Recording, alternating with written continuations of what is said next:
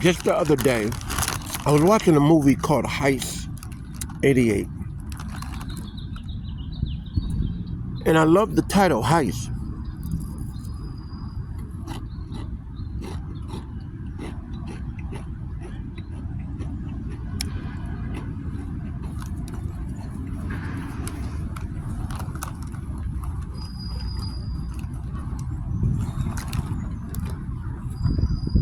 I love the title Heist, but it put 88 on the end of it.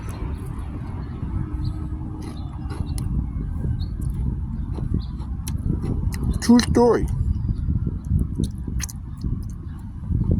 Now,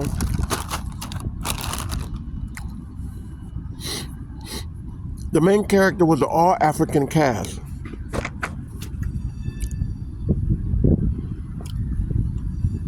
And the ringleader, what's his name? The guy that played in Law and Order. Oh, man. Angela Bassett's husband. Now, if you know who Angela Bassett is, you know who her husband is. He was the ringleader. Now, he's very intelligent, smart African. Even though his life didn't turn out like he thought it should,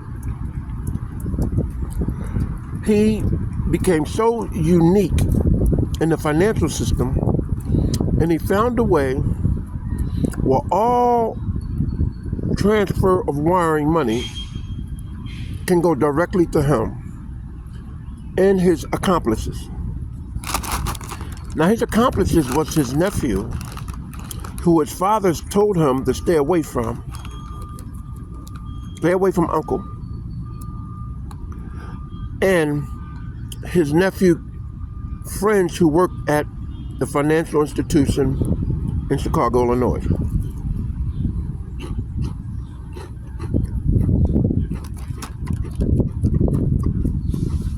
Keep in mind, they were getting $335 an hour.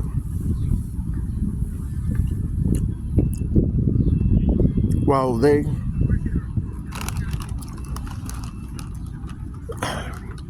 were getting $335 an hour, all of them, all four of them. While they positioned in the banking system that they had responsible to be, these are good. Whereas they are responsible for over 200, 300, 400 millions plus dollars of wire transfer. So, the ringleader saw a unique opportunity. He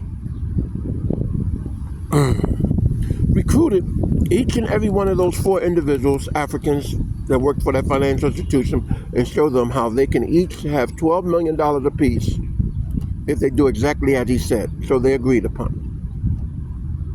Now, one of the accomplices had a wife with a child on the way, and she was living with her brother, and he was living with her brother as well. So he agreed to do accordingly as the ringleader said. It so happens that they pulled it off, but there was one big discrepancy. One of the banking clerks, the one whose wife was pregnant, ran right to the FBI and told them of the scheme and said that I want something other than a voucher for a steak dinner if I can tell you about a heist about to take place. So FBI agreed. Everything was set up. They met at the airport, exactly at 10 o'clock like they said. But it so happens, while all of them was in line waiting to go to Switzerland, the ringleader was in the front and he kept looking back to see if all the accomplices were there. But when he turned around, the last time he saw that one of the accomplices was missing, he looked around and he saw him on the telephone. He walked up to him, got out of line and says, "What are you doing?" And he said, "I just had to say bye-bye to my wife for the last time." And he said, oh sure you did." Before you know it, the FBI and everybody come running through the airport, and he looked at him while he was still on the phone. He the one tipped off the FBI that we're at the airport now. The one with the wife with the kid. And he turned around and said, sure you did." And then he noticed the FBI running in the airport.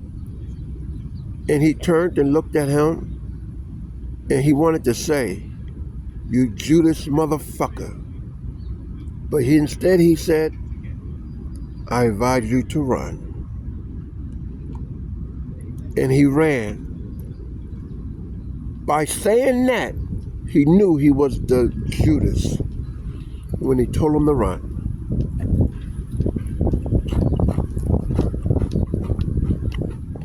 That hat looks great on you.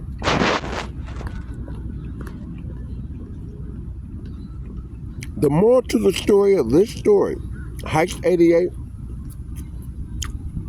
is that when you're doing something on your behalf and you want some assistance, you can bet your bottom dollar you better not go get no niggas to try to help you. Because if it's not of the up and up, they will go along and see exactly what it is, and then they will turn your ass over. That's a true fact. That's an absolute true fact. So when you got something that is profitable for you, my advice to you is you better go get somebody other than a nigga. Because I assure you, they are still in the slave mind, and they think that they will be accepted. Yes, that's what they think.